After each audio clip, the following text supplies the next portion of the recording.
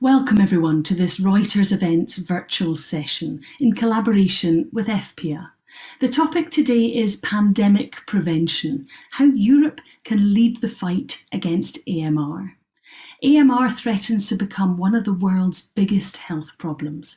If more bugs become drug resistant, medicine could be set back centuries, when death from simple infections was commonplace. We urgently need new antibiotics, but there are few in the pipeline. Over the next 90 minutes, we're going to be discussing what collaborations, mechanisms and policy changes will drive R&D into new antibiotics. Before we introduce our first speakers, I'd like to introduce the topic some more and explain why we're truly on a burning platform to make fundamental changes. What we know is that the World Bank estimates that 10 million people per year could die if new antimicrobials aren't found. In the Pharmaceutical Strategy for Europe, the European Commission declared that new business models are required if we're to meet this challenge and succeed, spotlighting 2022 as the year when action is required.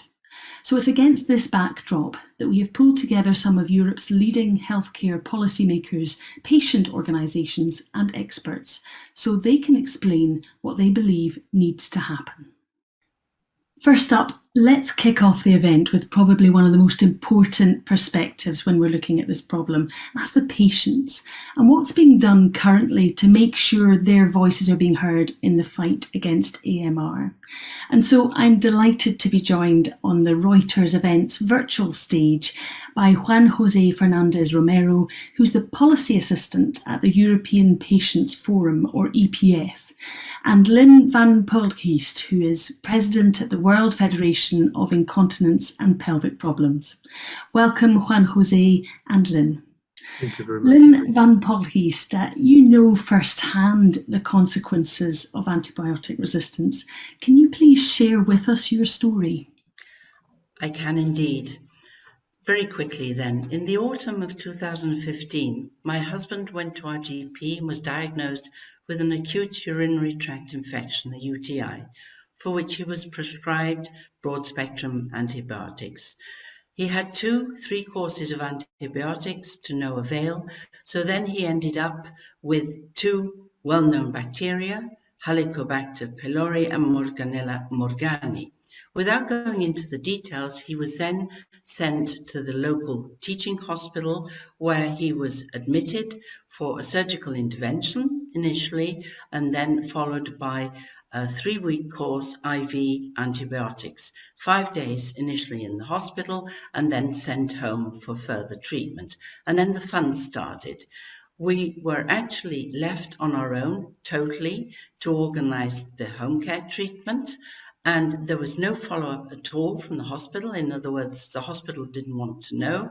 So then we arrived home with my husband with this PICC line and all the tubes and everything. And what do you do then? Well, we got the home care people. They got the various prescriptions for the antibiotic treatment, only to be told that this was completely the wrong dosage, which was potentially lethal. And it was only the BDI of a very attentive home care specialized nurse who discovered that that was totally wrong. So you can imagine there was lots of toing and froing about this and where to go from there. Okay, so there was me running around, and I'm very well used to dealing with healthcare and situations as a patient advocate, but it was a little bit beyond me. How on earth do you deal with this situation at home? It was extremely difficult and no help. Okay, so we had the 3 weeks of treatment and then back to the hospital, no effect at all, still with exactly the same bacteria. And now let's move, as we have to go very quickly. 6 years on, we're still there. What's happened at the hospital? They said the microbiology department, the urology department said, we can do nothing further for you. We have no further options for you. It's benign in the sense that it won't kill you, but the symptoms my husband's having are still there. So we're no further outcomes, no further treatment. Where do you go from there? And you're left to your own devices. So that, I hope, in a nutshell, extremely quickly, the mechanisms do not work, and we really have to do something about it. Thanks for sharing that, Lynn. You'll know that AMR is often described as a silent pandemic. Do you feel there is a sense of urgency to tackle the issue? And what would be your message to policymakers? Well, I think what's been happening, as we're all very well aware, COVID has taken over every single step of the way in everything we're doing. And that, rightly so, of course, a lot of research and a lot of time is being, and money, of course, is being devoted to COVID. But I think a little bit sometimes that AMR issues have been put on the back burner. And I really think that we need to make a concerted effort, all stakeholders, everybody, to, how should I say, incentivize the AMR dilemma, because it's going to be a huge dilemma in the future, a very costly one too. And I think there needs to be a very radical education and training, both for the medics and also the public at large. Lots of people know a lot about COVID these days, but what do they know about AMR? If you ask the average person, they haven't a clue what AMR is, let alone treatment options. So let's get moving and do something about it. Thanks, Mary. Juan Jose Fernandez Romero, misuse and overuse of antibiotics have contributed to AMR. What does EFP do to raise the awareness of antibiotic use among the patient community, and actually which kind of patients are the most affected? Well, thank you for the question. We at the European Patients Forum, what we do most is to liaise with our membership, which is composed of 77 European patient organizations. And with them, we raise awareness about this topic and its importance for the patient community. We believe that in the fight against AMR, communication is key.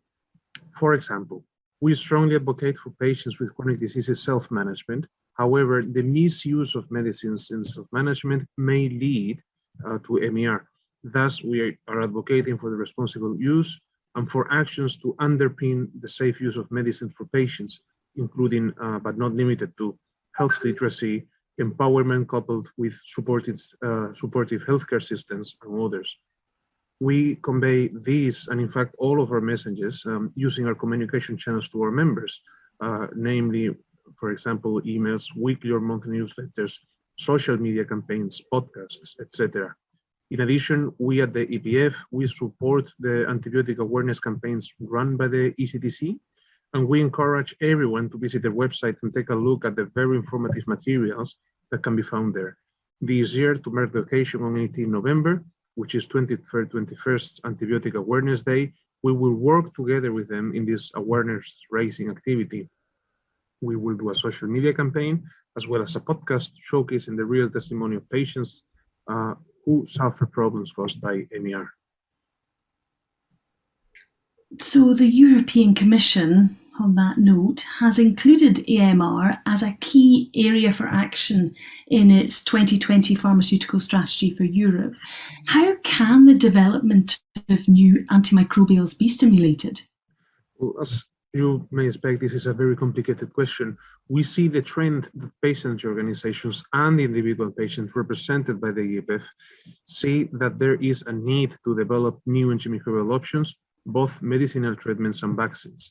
For that, we believe that the European Commission should systematically explore how subsidies and incentives may foster the development of new antibiotics.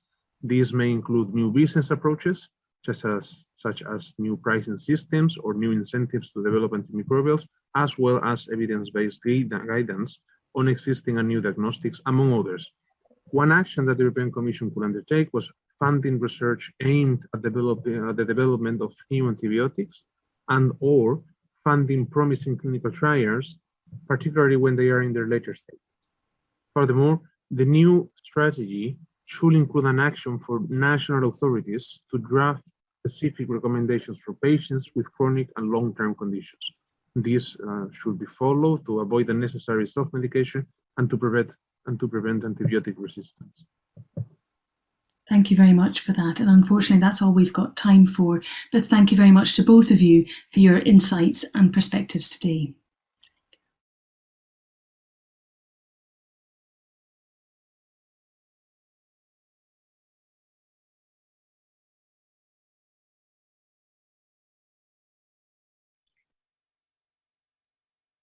So learning that Lynn's husband is living with infections for which there are no antibiotics helps us to frame our next discussion. I'm pleased to introduce to the stage Tim Wilsden, who's the Vice President of Life Sciences at Charles River Associates. Welcome, Tim, and thanks for joining us. Tim Wilsden is here to tell us about a potential solution to make investing in AMR research and development attractive. Now, that's his role to tell you all about it. We'd like you to have a role too. As this is an interactive event, I'd like you to post your questions using the chat function on the right of your screen, and I'll do my best to ask them to Tim initially for those first 10 minutes, and then of course to the rest of the panel. So Tim, to get us started, the title of this chat is A New EU Pull Incentive to Address AMR. Can you explain what this is and why you think it could help support the development of new antimicrobials? Great. Thanks, Fiona, and thanks for the invitation to make this opening address today. Just make sure I can move down the slides. Right. Well, just to give a little bit of background to the analysis, as many people on this call will know, AMR is something that we've discussed for a long time now. There's many studies on the extent of the market failure. There's many studies on the impact this has on patients and the healthcare study. There's a significant consensus on the size of the financial reward that we need to create for this to spur innovation in the future. And I know Professor Utterson has contributed to that debate and is coming up later in the session. There's a real recognition of the need for an EU-based incentive. This is obviously a global issue, but we need the different regions of the world to respond to this, and a pragmatism about how we do this. We all know we need to do something. The question is what and how we can make some progress and turn this into a concrete agenda. So what FPIA set out to do, and we supported some of the thinking, was to look at how a transferable exclusivity extension can work in practice. How would this really work? Can we turn this into a granular proposal rather than a concept? We've discussed the concepts for too long now, and we need to get on and look at some real practical proposals. There is an awful lot going on in Europe at the moment. We obviously have the pharmaceutical strategy that set out the flagship initiatives on AMR. We have Horizon Europe has set out research calls. We have the discussion around the development of HERA. I'm sure these things will come up in the discussion that follows. But what we need is an incentive that's proportionate to the issue at hand. And so what we were looking for is how would we make a particular type of incentive, a transferable exclusivity extension, work? So what is that? I think that was your first question to me. So a TE works like this. A research-based company that successfully brings an antimicrobial to the market, so it gets a marketing authorization. It needs to be eligible and priority antimicrobial, but then it would be entitled to have a transferable right that would extend exclusivity on another product. So what does this mean? It means you could apply that to another product in a company's portfolio, but some companies developing antimicrobials may have few products or only the antimicrobial, in which case they would be able to sell that right, and that right would be usable by another company. So it's a transferable right that is sold by the antimicrobial company, used by another company, and that provides the incentive for developing the antimicrobial. We know, and in the bottom left of this slide, the extent of the issue. Professor Utterson, very helpfully in a very recent paper, has set out a range of numbers for different types of incentive that we would need, but we've got a good sense of the size of the incentive needed. We've also done quite a lot of modeling on FPIA's behalf on what a TE would deliver. So a TE, if it was created and we can set the length of that exclusivity period, could give 200 million to 400 million for each TE, so make a substantial contribution to this global issue, make Europe's contribution to this global issue. But the question is this a good idea? So this is what we've been considering, drawing on the expertise of a wide set of FPIA's member companies, and really trying to look at how a TE would work and the advantages of this in Europe. And we've come up with 7 advantages of having a TE model in the European region. 1, it can be done. This can be done through EU legislation.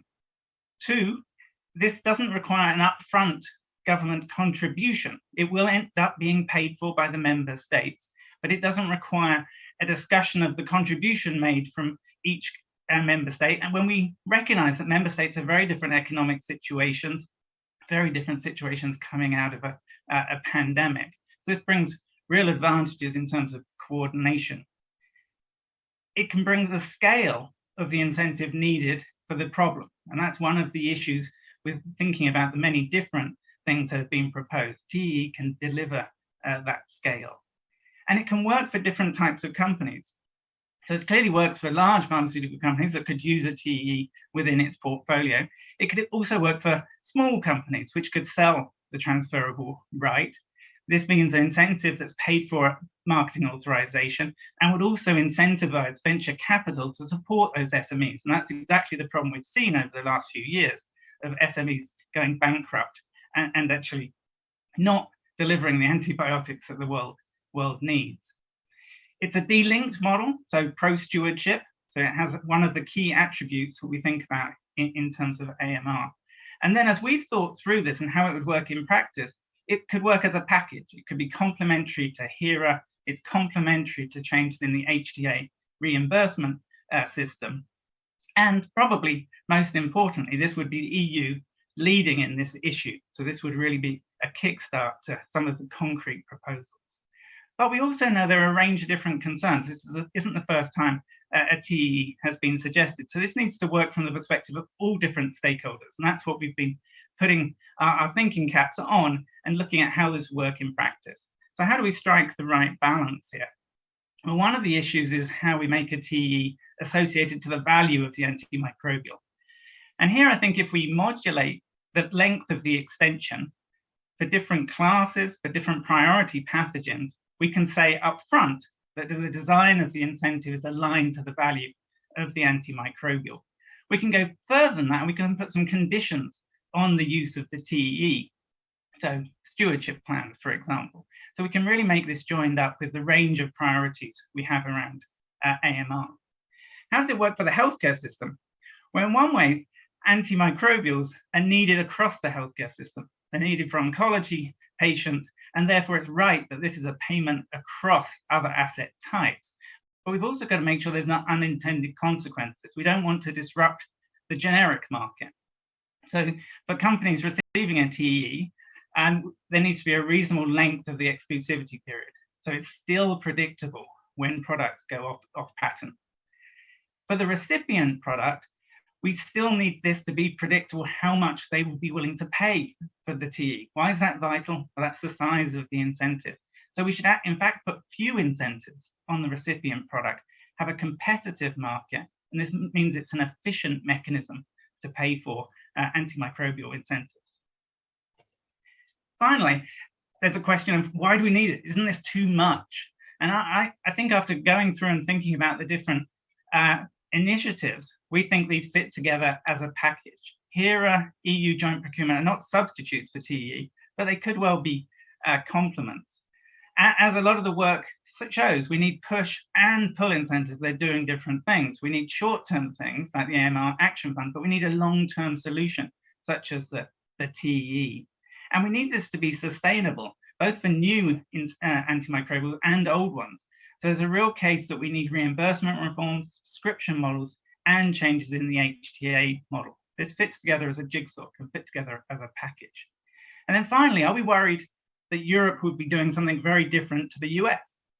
I'm sure Pasteur may come up later on. And I think the argument we would make is, well, no, different regions can do different things based on the healthcare system, as long as we get into a global incentive that is significant and of the right scale. This seems like the right incentive given the healthcare system in the EU. It would allow the EU to have a leadership model potentially leading to this being applied elsewhere, and allows us to fit with the other objectives of AMR, surveillance, stewardship, and providing wider access. So it fits together as a package of reforms. I'll stop there, Fiona, but look forward to questions. Thanks, Tim. Please feel free to send us questions.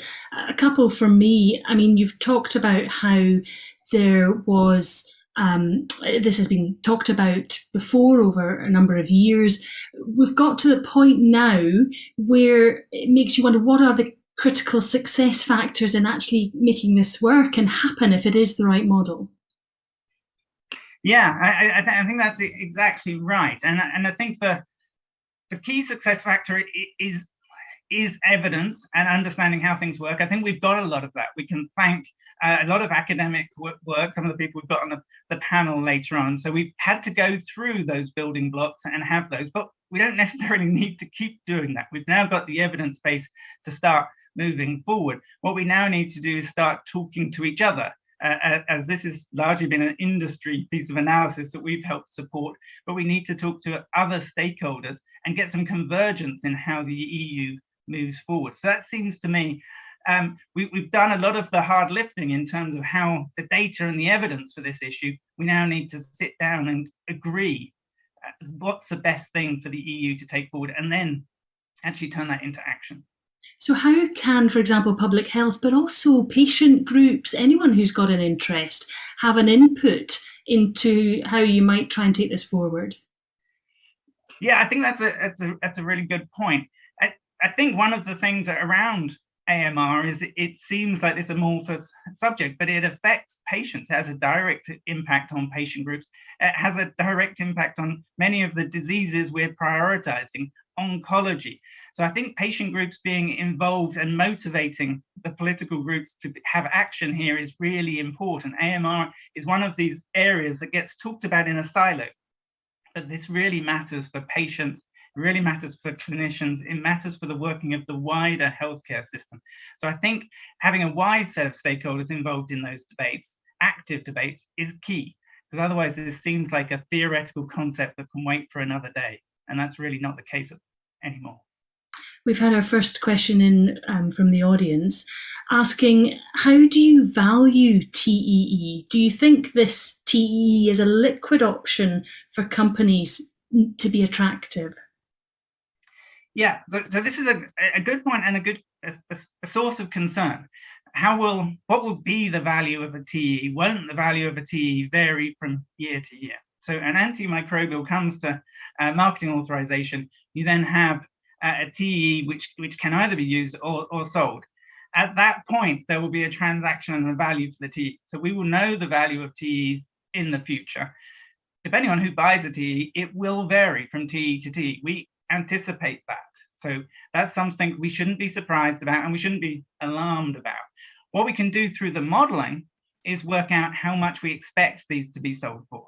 So this is much of the analysis that's been done by FBIA. The Office of Health Economics has supported much of that modeling work, has worked on predicting how much these TEEs will be worth. Now, how much they're paid for obviously depends on competition. The more competition we have, the more predictable the value of the TEE, because companies will pay for what it's valued to them. They will pay the most if someone else is bidding what the value of the second best bid is worth. So having competition makes that more predictable. So we have good modeling work of what we think TEEs will be paid for. We will then hopefully have experience of how they work in practice. And then it will be perfectly appropriate to review that after a period of time, as with any legislation. But we should look at the average value of a TEE over time, being slightly less worried that there will be variation. It will go up and down as these things are sold. Another question, how do you see the global political view on TEEs delaying patient expiry and availability of existing medicines to, for example, low, medium income countries? Yes, I think we're talking about the application of TEs within the European Union. As with any incentive, as with all incentives that affect exclusivity periods, that does impact when generics come onto the market. So it will have an impact. In this case, it's a planned impact. We are using that period of exclusivity to pay for the incentive for the antimicrobial. So that's a choice we're making as a piece of policy advice. So we're using that increase in the extension period as a mechanism to pay for the incentive, ultimately paid for by member states and the healthcare system. That shouldn't have an impact outside of the EU. This is really looking at the healthcare system and the incentives within the EU. I think by delaying the patent expiry, I think they're asking about the availability within countries that maybe couldn't afford to pay at that price and would be waiting for generics to become available usually. Yeah, but there is an issue of the impact within the EU. So within the EU, clearly different markets will have a different impact. That will depend upon what they're paying for the recipient product in the first place. This won't affect the price of the recipient product, but it will affect how long it is patented. And in all the markets in Europe, and we see this, I suppose, as a strength rather than a weakness, this will elongate the period of exclusivity for a modest period of time, months, in order as a payment mechanism for the antimicrobial. So those countries will pay more for the recipient product, but it's paying that contribution to the incentive of the antimicrobial. That will be across the rich countries and the poor countries. We've got just a couple of minutes left. I can squeeze in one more question. Tim, did you also look at the subscription style payment model? No, what we were asked to do, or the point of this exercise was trying to work out how this could work. I think there's a lot of theoretical comparisons of one system versus another.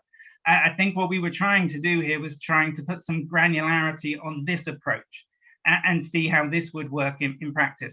As you go through those 7 advantages, it's very tempting to say, well, how does that compare to a subscription model? But we know there are other activities and other groups working on different incentives, and there's clearly the examining the UK pilot. There's all of the work that's going into analysing Pasteur. So the value we were trying to add through this exercise was to take a subject which seems very theoretical, TE, there's been a concept for a long time, and say, how would this work in practice? And that was probably enough for us to bite off in this go as well. Thank you very much for your time. That's Tim Wilsden explaining really quite a complex idea in detail, and it's something that we're asking our expert panelists to consider when we look at how the AMR funding gap can be resolved. So it's time to hear from our panelists. I've asked them to give you a brief introduction of who they are and why they're here when we first hear from them. And please remember, that's great, we've had some good questions in already. You've now got the opportunity over the next hour to put them to all of our panelists. That can be done through the chat function on the right of your screen if it's not something that you've attempted so far. So let's get started on this section. It's titled 2022 and Beyond, Finding the Solutions to Support Research and Development of New Antimicrobials. So the kickoff question is, what needs to happen now to build a sustainable pipeline of new antimicrobials? If we start with Christine Peers at FPIA, if you could introduce yourself first and then give us your thoughts on that. Christine, you're just muted. Yes, that's going on mute. Thanks, Fiona. And good morning, good afternoon, everyone. So my name is Christine Peers and I'm General Counsel at FPIA. We are an association with membership of large pharmaceutical companies, but also a growing number of small and medium-sized enterprises. And I'm really much looking forward to this discussion, because one of the things that we want to be doing, that is our mission as an association, is really looking at how can we create a collaborative environment that enables our members, our companies, to innovate and bring new therapies, new vaccines, and that includes also antibiotics, new antimicrobials to patients, to people across Europe. So yeah, this is a very relevant topic for us and very important. You ask what needs to be done now to create that sustainable pipeline. How can we get to that? And I think the first thing to mention is what is the diagnosis here? AMR at its heart is really an economic problem. And it's important to realize that and to start from that, because there is no viable market. In fact, there's no market whatsoever. And that's normal because the more an antimicrobial is used, the bigger the risk that you're going to get resistance. And that of course, it makes sense from a medical perspective, but from a commercial perspective, it is highly problematic. So the new antibiotics, good to have them, but we need to put them on the shelf because we do not want to create resistance. We can only use them as a last resort. Okay, so if we have then the commercial problem that is in front of us, it means that a number of companies have already declared bankrupt or have exited this space because there is just no commercial sustainability. So how do you solve for that? How do we get more incentives? How do we attract the investment into antimicrobial investments into the R&D of antimicrobials? So the key solution is really in having new economic incentives that attract this investment in R&D, but it has to be supported by a valuation system that is recognizing the true value of antibiotics. So it's really the value, the societal value, not just the price per pack. This is about the societal value. And the last thing is that it has to go hand in hand with reimbursement reforms in order to make sure that when you have a product launched, it can get on the market, it stays on the market, and patients have access to it. Christine, we've already got questions coming in for you. I'll ask you one very briefly now before we move on and hear everybody else. But just first question here, how would you guarantee the access to antibiotics in all member states? So yeah, that is of course something that needs to be looked at in the member states. This is the peculiarity of the European system. We can look at EU level what can be done in order to attract investment first. In order to get new novel antibiotics, you need to start by having an investment into the research. So we need to have these incentives, and Europe can help with that.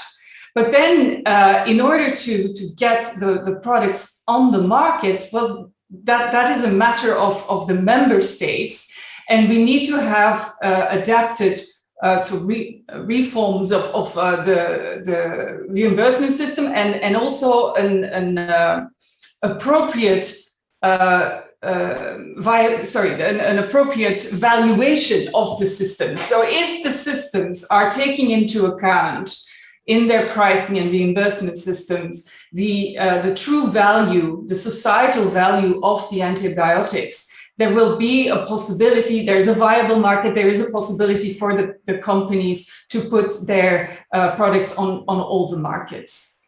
So yeah, I think that's the first answer. Let's move on to Professor Kevin Outerson. Great if you could introduce yourself and then go back to that key point of what we need to do right now to ensure that sustainable pipeline of antimicrobials. Well, good morning from Boston.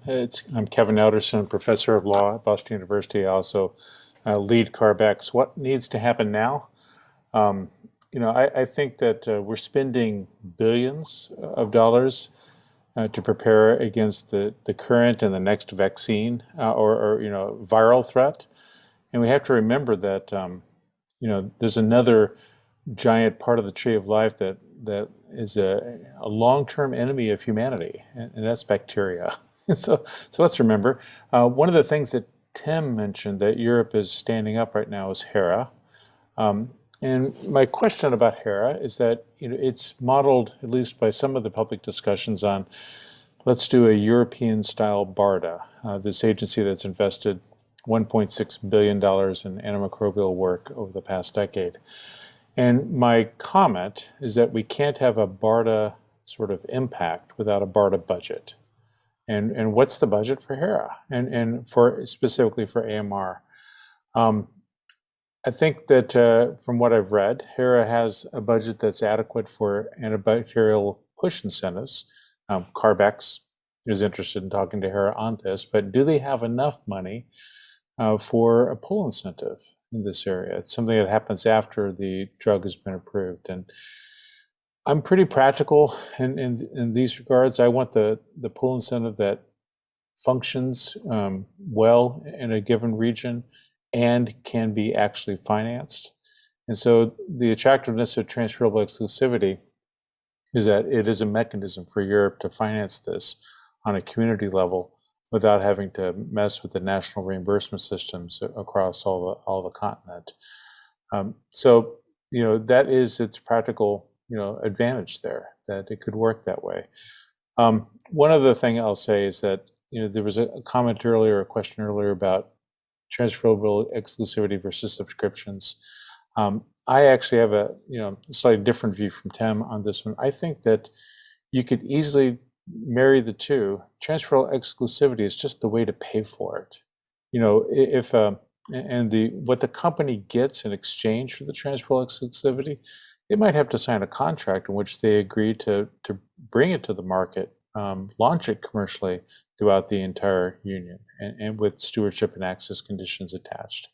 So this transferable exclusivity, in my mind, is just a way to pay for whatever it is you want, whether it's a subscription or some other way to guarantee access and stewardship of the antibiotic. So thanks for inviting me. Look forward to the discussion. Thank you. I have a feeling there are a lot more questions coming your way. Let's move on to Mark Jones.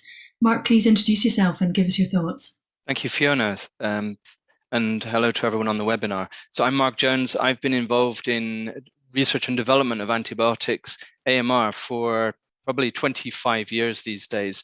And I think, as you can see from the name here, I'm from one of the biotechs, one of the SMEs Tim referred to, but I also have another hat, which is the Beam Alliance. So at Basilea, I've been involved in the development of Cefto, isavuconazole, but the Beam Alliance, it represents some 70 or so in Europe, small, medium enterprises that are really entrenched in the issue of AMR and trying to develop technologies to help us as a society to combat AMR. Now, 20 years ago, when Big Pharma, for the reasons Tim has alluded to, left effectively in their entirety almost the antibiotics, the vacuum was filled by small, medium enterprises. And today, people might be surprised to realize just how much innovation and R&D there are, 130 or so new products in Europe alone amongst these 70 companies. But the issue is, of course, that this is a moment in time. None of the small, medium enterprises are arguably viable long term, and with them will go the innovation and the continual draining of the expertise required, the armies that are required. So I'm here today in particular to represent the small, medium enterprises, that part of the food chain, who are really at the end of this, trying to bring those innovations into this AMR ecosystem, which right now is pretty dormant. And I can come up with certain ideas and we'll revisit them later on what we would need in order for us to play our role at the somewhere along, not right at the start of that food chain, which is going to be required to get this ecosystem functioning and really deliver the antibiotics that we as a society require to practice medicine. And maybe the issue is about how we all understand value. And if we can align on that, I think it makes the process to finally implement at a political level something that we are all appreciative, because we all recognize the value and why we're doing A, B, and C financial incentives. Why is this required? Thanks, Mark. We'll definitely revisit what exactly you feel is needed to get AMR right up there. Henry Skinner, would you like to let everybody know who you are and your role as well? Thank you. Thanks so much and good afternoon. I'm the CEO of the AMR Action Fund, which is the largest venture fund focused on antimicrobial financing. We have $1 billion of committed capital, and our focus is clinical stage, where the capital needs grow exponentially as one moves into the clinic and towards registration trials and looking to launch. We have a public goal of financing with this $1 billion by 2030, 2 to 4 new antibiotics in the field, which I think is a daunting task with $1 billion if one thinks of the expense it takes to develop a new product and the risks involved in this field. That's compounded with a lack of other investors who are willing to invest in this field. And I think that's felt throughout the SME, the small and medium enterprise companies, who are frankly starved for capital and are limited in their ability to drive innovation and to develop the next generation of antibiotics we desperately need. What we need in these incentives, in these market reforms, is globally that they're of the appropriate size to draw capital back in so that we have a sustainable ecosystem of natural capital flows from venture capitalists and others who've left the field to come back in and drive innovation and drive the next generation of products. Those need to be predictable, they need to be stable, and they need to be tied to the value of the new antibiotics that are brought forward. The more impactful the antibiotic, the more critical need that it fills for society and for patients, that needs to be reflected versus those that are perhaps a bit more incremental, but still needed. And we need to remember that antibiotics are really the foundation of our healthcare system. They enable so much in what we do, from surgeries, treatment of cancer patients, many of whom die from infections, not from the cancer, autoimmune disorders and the like. If we don't invest in this and if we don't stay ahead of resistance, we are going to fragment our healthcare system and have an enormous amount of mortality and morbidity associated with that. So we need to stay ahead of it. We need these to be of substantial size, predictable and stable, so that as we're developing new antibiotics, we have a sense of what we need to do and to bring value to patients. Thank you, Henry. And we'll, I'm sure, come back to what the AMR Action Fund is doing in your next steps and what will be required by the larger community. Elena Pendulovska, be great to hear from you too. Welcome. If you could introduce yourself and give us your thoughts on that initial question. Thank you. Thank you very much, Fiona. Good afternoon and good morning, everyone, also from myself. So my name is Elena Pendulovska, and I'm the Deputy Head of Unit of the Health Security Unit in the European Commission. So actually my background here is from public health, not really the pharmaceutical legislation, not really the other parts of the Commission that have dealt with the economic models. So I hope to bring the public health element to this discussion, which is a very interesting discussion and very, very pertinent, and I would say timely. I guess you all know that only in 2 days we have the Antimicrobial Awareness Day, European Antimicrobial Awareness Day, and I wanted to pick on something that Tim said earlier in his presentation. And to answer your question, Fiona, what needs to happen now to build a sustainable pipeline? First of all, everybody who spoke before me had excellent elements to answer this question that I would entirely agree with. But Tim mentioned something that especially appealed to me as someone working in public health, when he said that we need to get down to actually developing the model and doing it, because we keep talking about AMR in some sort of almost like a theoretical phenomenon, but it's out there and affecting patients, and not only resistant infections, but threatening other diseases as well. And he mentioned oncology, and that is, of course, a very good example, cancer patients, but also others. So from my point of view, the COVID pandemic has led to massive momentum in public health, and that we need to seize that momentum to push for action also on other major threats. As Professor Outerson mentioned, AMR is par excellence the major public health threat, I would say, in the world today. Even though it's not one virus, not one bacteria, it makes it all the more imperative that we act urgently. So that's the first thing I would say, is that we need to seize and build on that momentum created by COVID-19. From our point of view in the European Commission, in terms of our action, I mean, the need to have a pull incentive, you're all familiar with the fact that we have been funding push incentives through Horizon Europe, through our Horizon 2020 and now Horizon Europe, through our research programs. The need to have a pull incentive is now clearly recognized in our pharmaceutical strategy. And we have actually launched again on the Horizon Europe a specific call to prepare for what we call innovation partnership. So the current action is only a preparatory one. I can come back to it a bit later on coordination and support, but it's meant to pave the way for another one, which should deliver that actual pull incentive to look into the different models, including the TEE, including other subscription models and so on.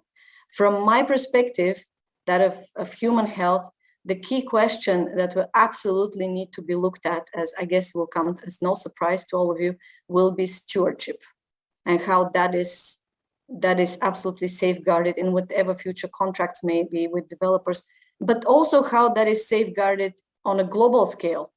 So what the EU would do, and whatever models the EU or the EU member states may have, does not tell us what happens on a global scale. So there's a lot of effort that also needs to be done there. Very quickly, as I mentioned, Professor Outerson mentioned HERA, maybe very quickly to reply to his question, 6 billion is the figure, the budget for HERA, not all of it on antimicrobial resistance. That will have to be seen in time, I guess. The colleagues in HERA are working on operationalizing HERA at the beginning of next year. But we have already launched 2 preparatory actions related to antimicrobial resistance and medical countermeasures. So certainly antimicrobial resistance will be one of the topics that HERA will work on. Thank you. Looking forward to the very interesting discussion today. Elena, thank you. There's lots of questions answered there in one, actually. One of the last things you mentioned was a budget, was money. And Professor Kevin Outerson, you have very much looked at the numbers. How much money are we talking about here in terms of getting a developer to take on the risks and costs involved in AMR R&D? Well, thanks for the question. It depends what we're talking about. I did publish a recent, peer-reviewed study in Health Affairs that lays this out in length. But if all you're trying to do is to give the companies a little boost, but they still sell their product in the market and make money, we call that partially delinked. But if you want to do what the United Kingdom is doing with their program, or what the Pasteur Act in the US proposes to do, which is a full-on subscription, the drugs are prepaid in essence, that fully delinked is a little more expensive because the company cannot make money selling the drug, which is really one of the reasons why the subscription model is so good for stewardship, right? But the global number that my study lays out, which all the data is transparent, and the model was actually published in the public domain to allow anyone to criticize it and to improve upon it, is 3.1 billion is the best estimate, with a range up and down from there. It's a global number. Now, the next question is, what's Europe's fair share? And then how do you pay for it?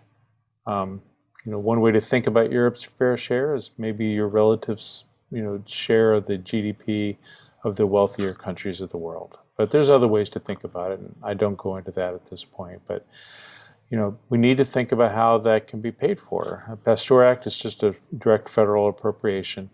I have good news on that.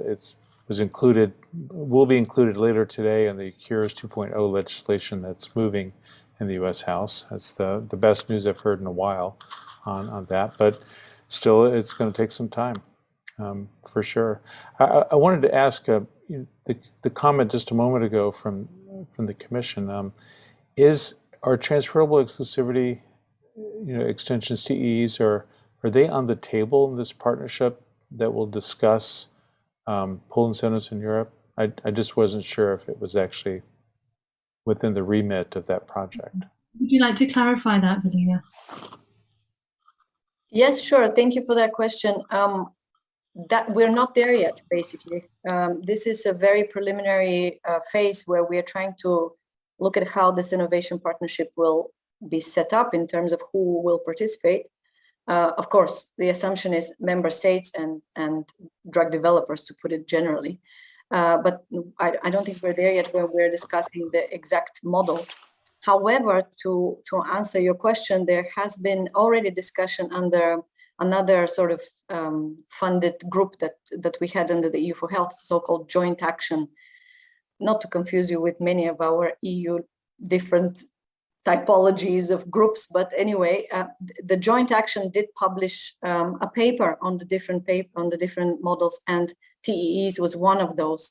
They did not fully recommend that one. They argue that it may have a very substantial cost on health systems, but it is one of the possible options out there to be considered. Yes. Thank you. And Kevin, interestingly, you weren't always a fan of a TEE model. Why not, and what changed? I published an article in Lancet Infectious Diseases way back in 2007 on what I thought about transferable exclusivity, which was called a wild card at that time, but it's the same idea. And one of the criticisms I levied is that it's really, you're paying for antibiotic R&D by levying a charge on other drug classes like heart disease and cancer. And I thought that was, just an odd way to do it. And, a tax on heart disease or cancer to pay for antibiotic R&D. A few years ago, co-authored with one of the economists who worked on the O'Neill report, I published in Health Affairs a paper that said, actually, that might be appropriate.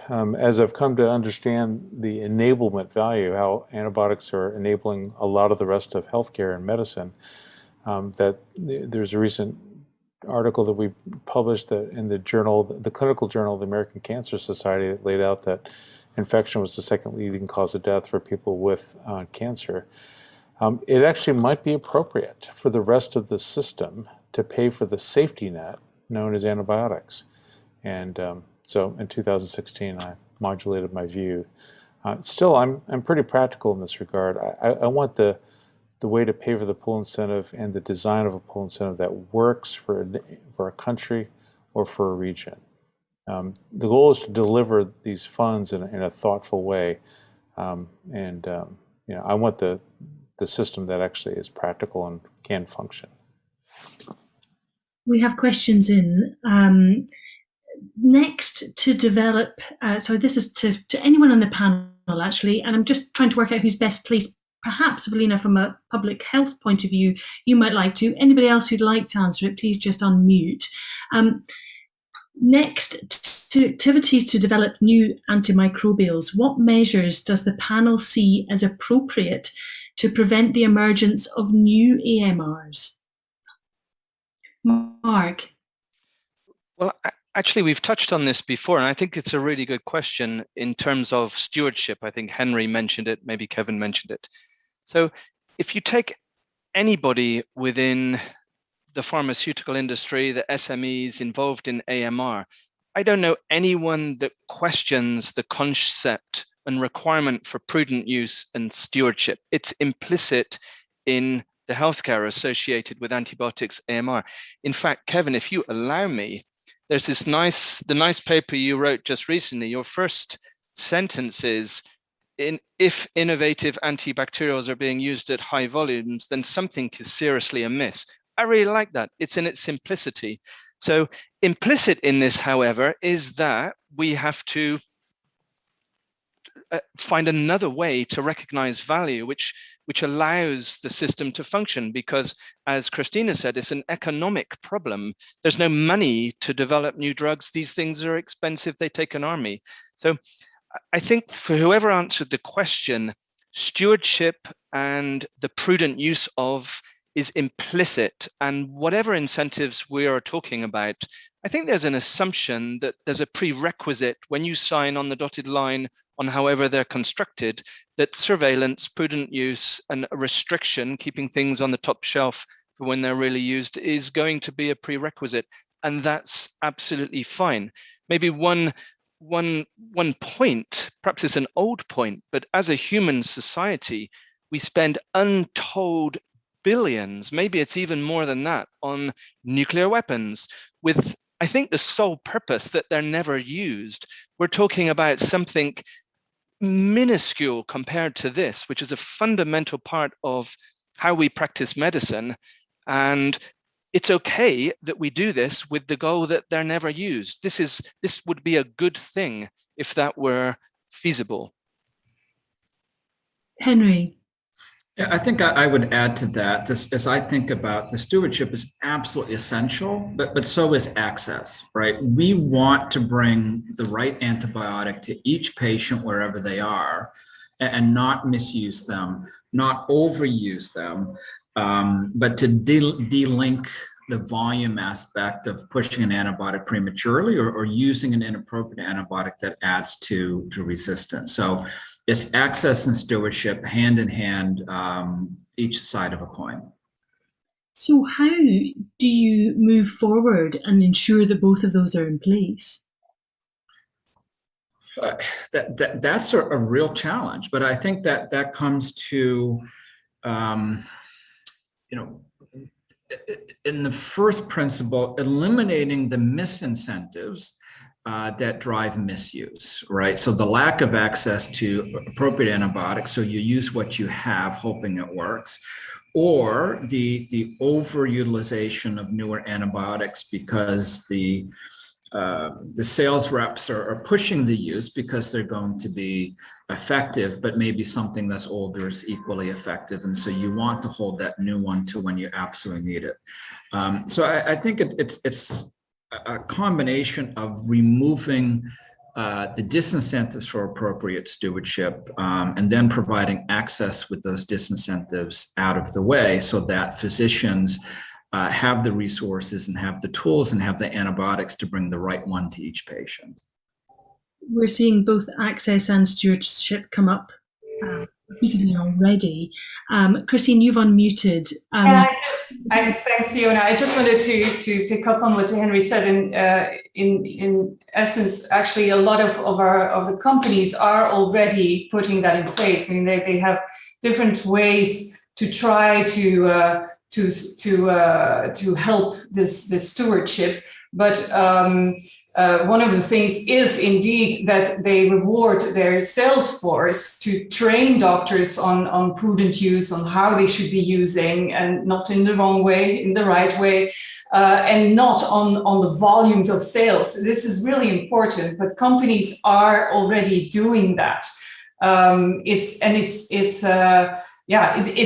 It's a prerequisite for getting an incentive, for a good incentive as well, in order to be able to move forward with a novel incentive. If we don't have prudent use, we have resistance, and it won't work. So it's that. Therefore, it's in the interest of all the companies and of society, of course. Well, that's a good practical suggestion straight up. Another one for the panel on a similar theme. What plan for low-income countries with limited access to new antibiotics and bad AMR in the absence of innovative surveillance systems?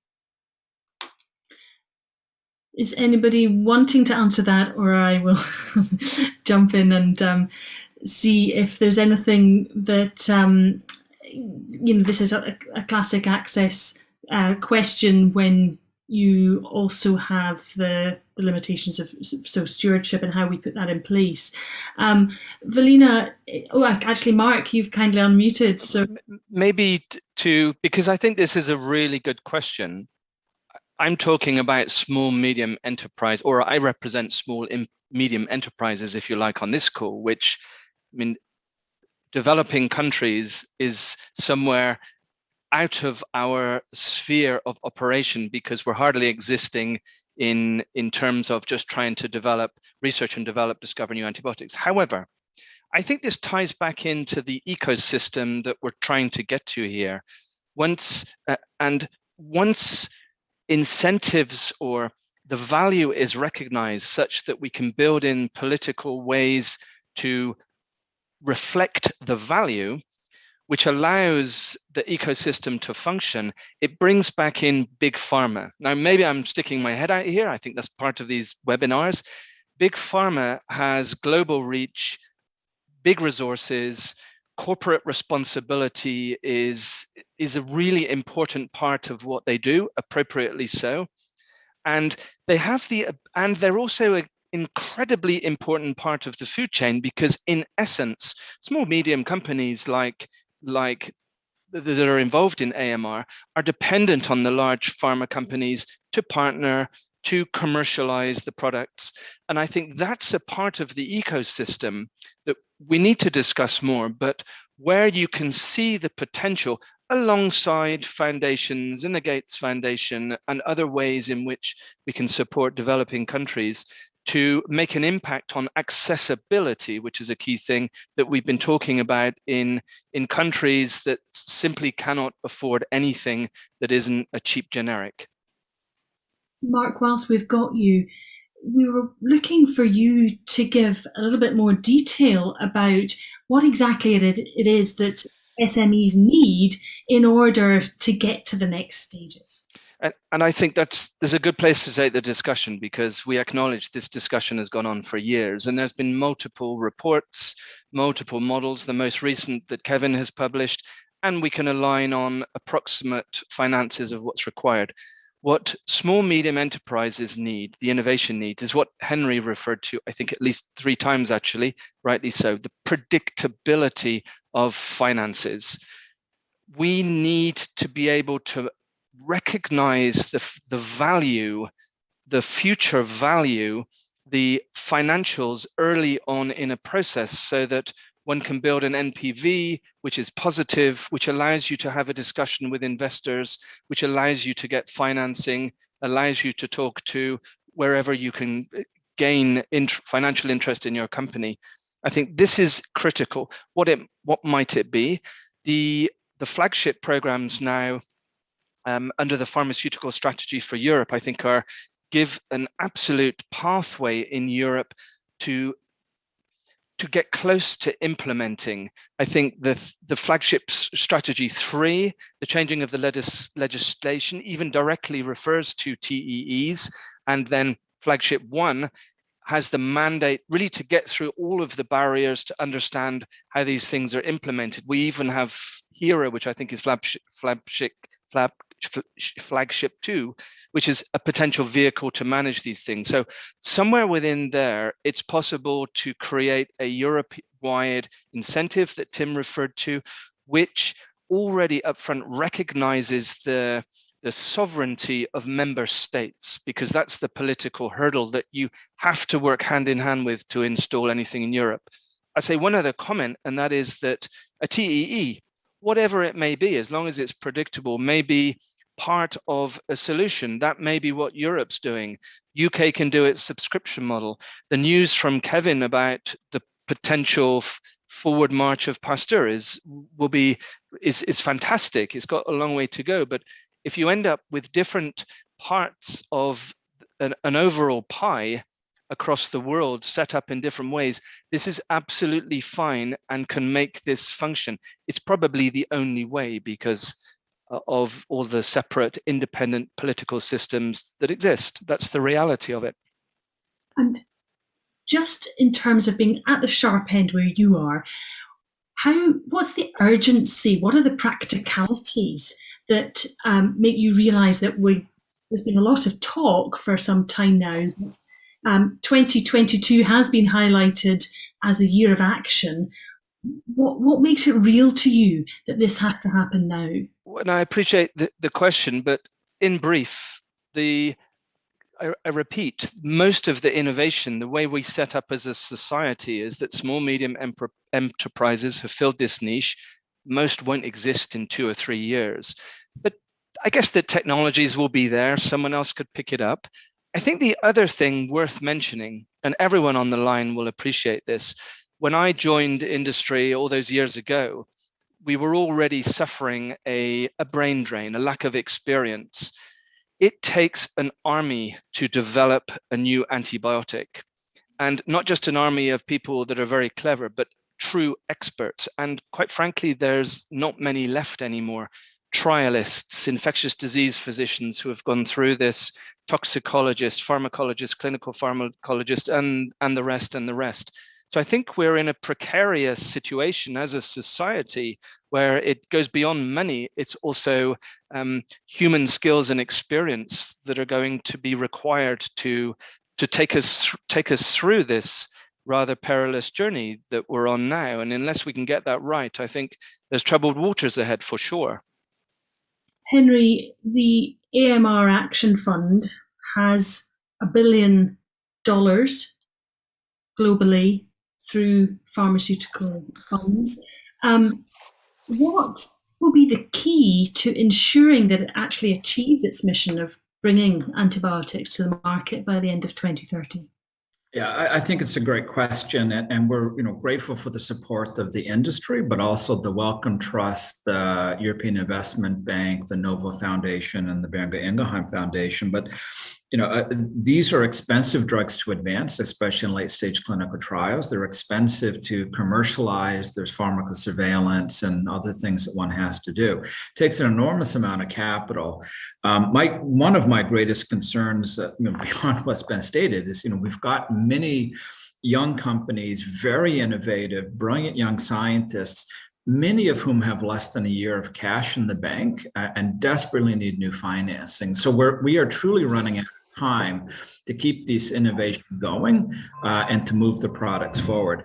I look at it and I see precious few other investors that are willing to align with us and move these products forward. And that's one of the great challenges. And we have a great urgency for all these reasons to move these discussions forward and to give them more than lip service so that we can begin to bring capital back in and drive things forward. Our $1 billion at best is a stopgap. We can't possibly fund all that should be funded here and drive the innovation forward. We're going to have to be very choosy, in large part because there aren't a lot of co-investors. And so the leverage on that capital is quite modest.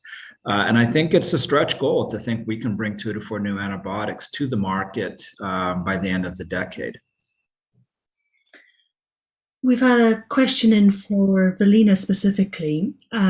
Is the Commission planning to address AMR in the context of the revision of the EU general pharmaceutical legislation next year?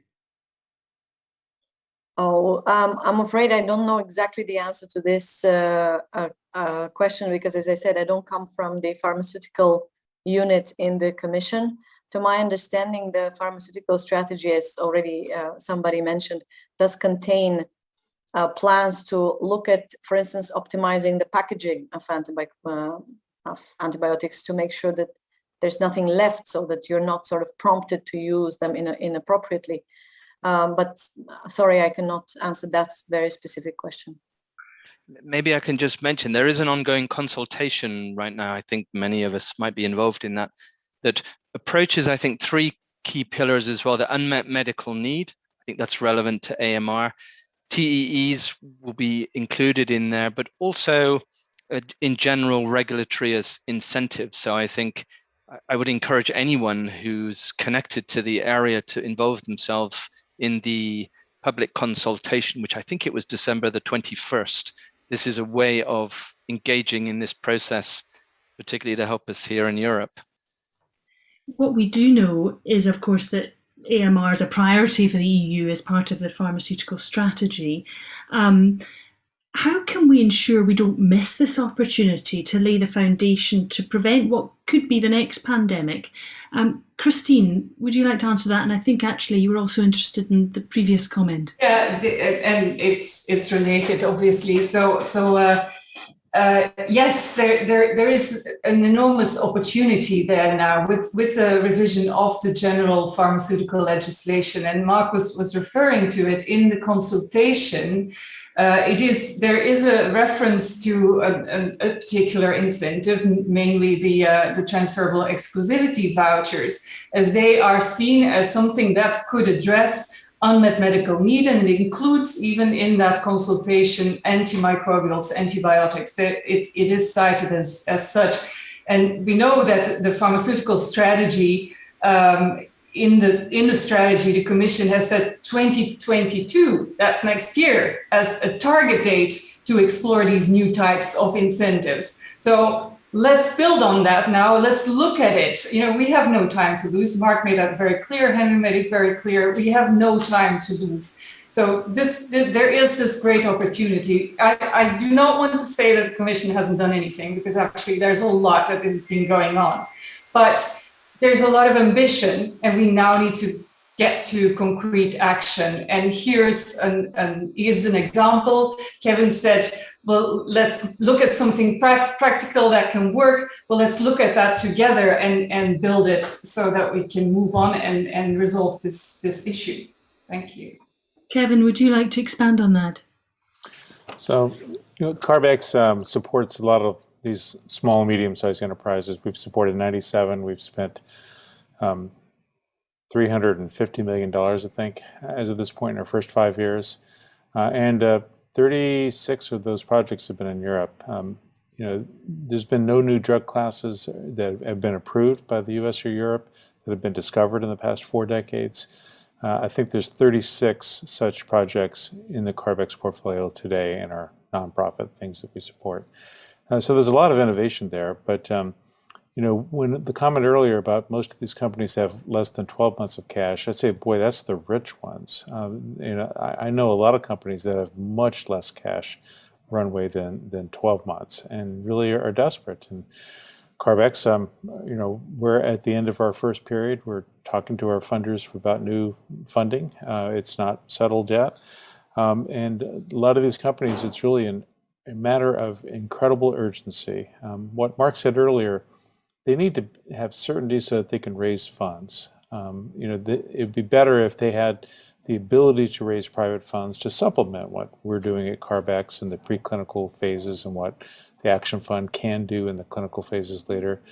And that sort of certainty in private investment would make what we're doing as a nonprofit much more effective and go longer. And the last thing I'll say is that we need to think about how many of these we need. The Action Fund has talked about 2 to 4. If you think about how many drugs should get a transferable exclusivity voucher or extension, it's not every antibacterial for certain. Everyone agrees that it needs to be the highest quality. It really might be a modest number per decade. I don't know what that number is. But we need to let people understand that we're not talking about dozens upon dozens of these being awarded to all sorts of drugs. We're talking about focusing on the most innovative things that really meet an unmet need for people and that secure our future against antimicrobial resistance. And that's worth investing in. It's not 50 drugs, it's a small number. I don't know what the number is. And if we don't do something now, these little companies are just going to dry up and go away. All the people are going to go work for a cancer company or something else. We're on the cusp of losing teams that have worked together for a decade or longer that are on the cusp. Yeah, in many cases. Mark can speak to this more directly. And Velina, just on a couple of those points, everybody has talked about the urgency. Christine has acknowledged the work of the European Commission. But do you feel that what you're doing is enough and is going fast enough? Oh, well, that is not for me only to judge, but if I can pick on some of the comments that the others had made, especially the last one. Absolutely, we need predictability. I understand this. We need it also from a regulatory point of view. Predictability, not only obviously from the point of view of the developers of the drugs, but also how is it going to pan out? As I said, stewardship, and this is to me also is linked to, if you like, elements such as, is the drug going to be an oral drug or is it going to be administered only through IVF? It will have an impact on how you master this in a hospital. Is it only going to be in a hospital, or are you going to be able to find it in a pharmacy? That will have an impact on the stewardship, on the prudent use. And I agree with Professor Alderson. We're not looking probably at a vast amount of new drugs, new molecules. We need to have also a view of what is the most urgent. I know that Henry can possibly say a few words on this, that you're working with WHO on defining the exact pathogens and the exact thing that needs to be tackled. And some of these are, to a large degree, those are exact same pertinence for Europe, maybe with a few exceptions. Let's say typhoid fever, as far as I remember, is not exactly that prevalent in the EU. And last but not least, no one would disagree with the urgency. Absolutely, urgency is there. And again, I say it again, perhaps, even though that's not the topic of today's talk, but COVID-19 has created a momentum. We must speak momentum, not in our community, mind you, momentum with the community of, because we know all this, but finance ministers, all the others that were not necessarily so woken up to, wait, one virus can append our lives. What if all bacteria suddenly are, like that we cannot do anything other than stay at home and wear masks? So I think we absolutely need to use that momentum to push for more action on AMR. Elena, Henry mentioned you there as somebody who's been doing some work in this field. Do you want to expand on that? Yeah, no, I think that's a great point. I mean, the WHO has really been doing some great work in identifying the key pathogens, not only in Europe and the US, but around the world, the CDC as well, and Europe. But, I think one of the things COVID has taught us is just how small the world is, how quickly mutations of the virus have circulated from wherever they started to be everywhere, and how quickly the Delta variant, for example, has become, the driver and a driver of additional waves, and who knows what's to come. The same thing's happening on the bacterial side, right? The resistance we're seeing in parts of the world that's increasing, it will come to us. It comes to us quickly. Often we're able to deal with it and tamp it out, but it's not going away. And that's one of the challenges we face, is that resistance will always be there. Bacteria will always develop new means for it. They transfer it between themselves, and we need to stay ahead of it. So, I think we have an eye to what that is. And this goes to the question on surveillance area. We need to have really high quality surveillance around the world, not just in the West, right, where we have greater resources, but to dedicate the resources elsewhere to really understand how resistance is forming, because it will come to our shores, and we will have to deal with it. And we need to know what that is. To develop the antibiotics that take a decade, to have the right antibiotic in 2030 and 2040, based on how we see resistance coming today. Yeah. I'm going to return to a couple of questions from the audience. How can other non-EU countries, even small ones like Switzerland, contribute to providing a true global solution for pool incentives of antibiotics R&D? Kevin. So I'll say first that Switzerland has a large number of the small research companies that CARVEX supports. So, the basic work you're doing in science has been tremendous, and continue to support those push incentives like that. Secondly, I think, there are other smaller countries that are now looking about what they could do. I know that, all the G7 and G20 members, if there's a way for someone to look at the UK model or what Europe ends up doing, or doing something collectively, I think this is a wise opportunity. We don't want 30 completely different models. It would be nice if we had 2 or 3 that different countries converged on. And so I would encourage Switzerland to talk to some of the smaller G7 countries and see what they're doing right now to try to answer the call. Mark. Well, I'm here in raining grey Switzerland as we speak now. So I think it's good that you mentioned Switzerland. So Switzerland is one of the richest countries in Europe. And I also am part of the executive committee in a so-called Swiss Round Table, which is doing exactly what we're talking about here, trying to define what Switzerland should be doing to recommend to the government what Switzerland should be doing. And a country like Switzerland simply isn't doing enough at all. If we look across to the UK, if we look across to Sweden, if we look across the Atlantic to the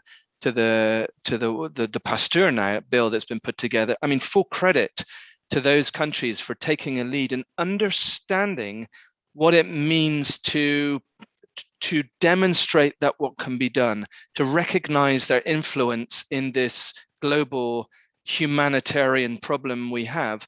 And I think countries like Switzerland, my own country here, just needs to step up to the mark. And it's just needs to step up to the mark and look around what's been happening, figure out what's best for their own country, even though there's very limited AMR here, it's not really an issue, and do it. Put in a subscription model, do their piece. And we've already touched on before that the jigsaw pieces can be quite different, but in the end, as long as they give a financial incentive, they play the whole role. Or countries like Switzerland will find that there's simply no incentive for any country to go to the expense and the cost of submitting a dossier for a new drug in Switzerland. And so countries will not have the new drugs if they ever get there anyway. That's another part of the equation. If I can say, Swiss companies receive funds from CARB-X, but the government of Switzerland has never contributed. So I'll give you a call offline. Mark, did you write that question? Sitting there in Switzerland, great. Christine, a question here that you might like to start by answering. How can we guarantee that pool incentives will have sufficient flexibility to adapt to the changing AMR landscape? For example, of course, the value of a COVID vaccine in 2019 was 0.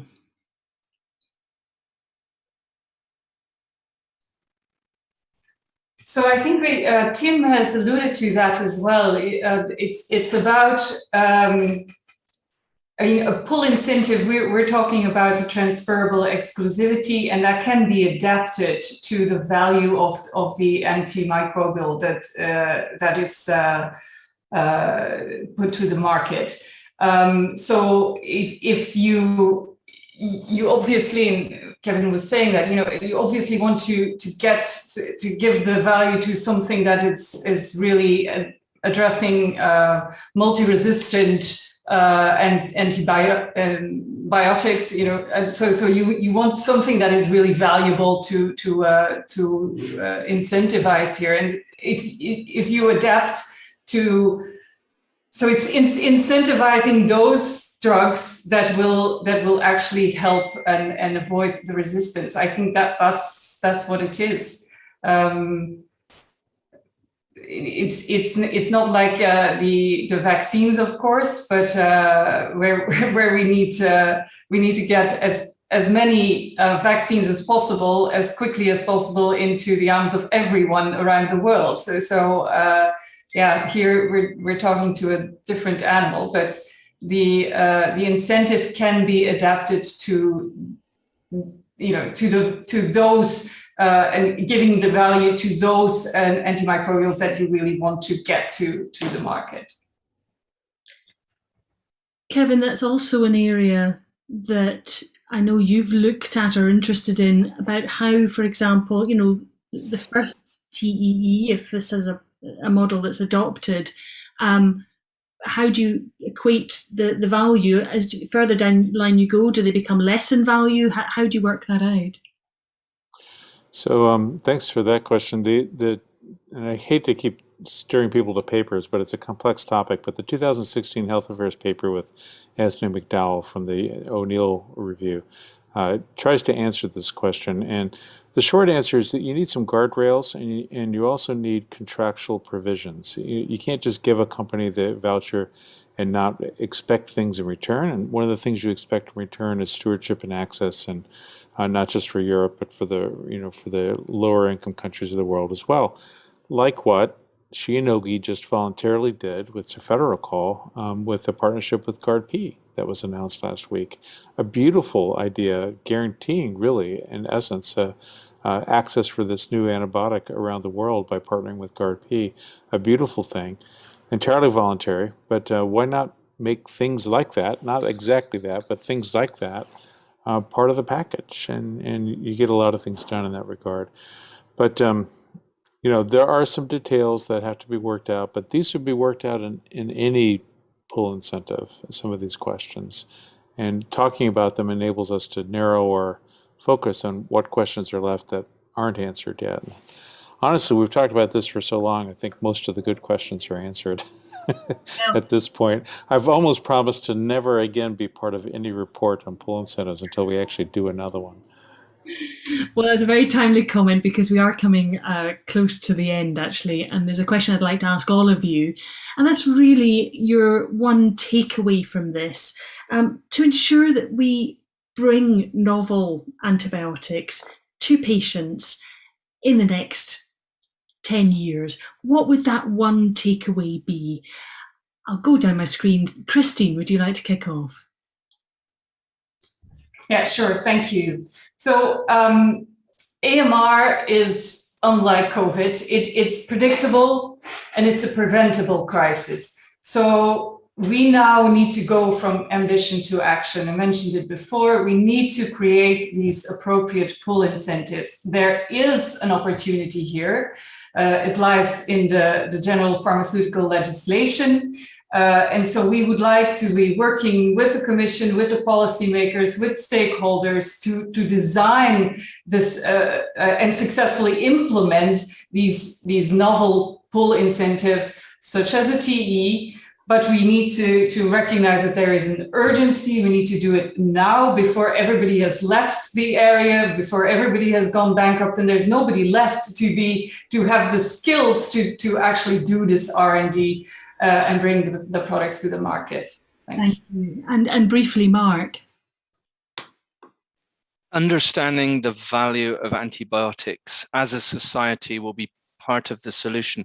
I remember 2010, Brad Spellberg, a US infectious disease physician, did a presentation with a young girl with a sepsis from a group A strep, near death, case study, and literally couple of shots of penicillin, this child who was maybe a couple of hours from death is alive and alert. This is what we're talking about, and put that across all areas of medicine. This is the value that we're not recognizing. Is very challenging for our politicians to understand and then put it into action. So that would be one of the most important things we have to achieve. Thanks, Henry. And a very brief comment from yourself to wind up.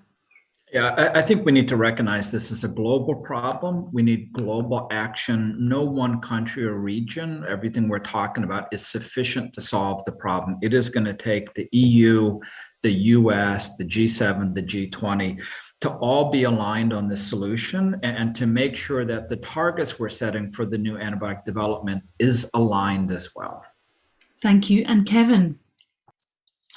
It's an economic problem, but I want to say that the science is actually exciting. There's been a 4-decade drought in new classes of gram-negative superbugs. 36 products today in the Carbex preclinical portfolio. Any one of them would be the most innovative thing we've seen in 4 decades. So let's do what we can to get those over to Henry and get those across the finish line so that those, at least 3 or 4 of them, make it across. And otherwise we lose these projects forever because the patents have been filed. The teams that have designed them would fade away, and nobody would ever be able to go back and re-investigate them in a decade or two, because the patents would have, prevented a commercial development. So this is a moment. Let's not let it slip past us, please. Elena, the last 20 seconds to you. Well, so many things I fully agree with have already been said. The predictability for me remains a key topic. And as I said, we have launched this call on the Horizon Europe. I have high hopes for that action. It's meant to bring together everybody around the table and to discuss the exact models of how we can do that, also including the EU as a potential buyer, as a potential player. So yes, those would be my last words. Thank you. Great. Well, that really is all we've got time for, I'm afraid. But on behalf of Reuters Events and their partners, FPIA, I'd like to give a huge thanks to all of you speakers today, and also everybody that's attended the event and giving all your perspectives and sending us your questions. Thank you.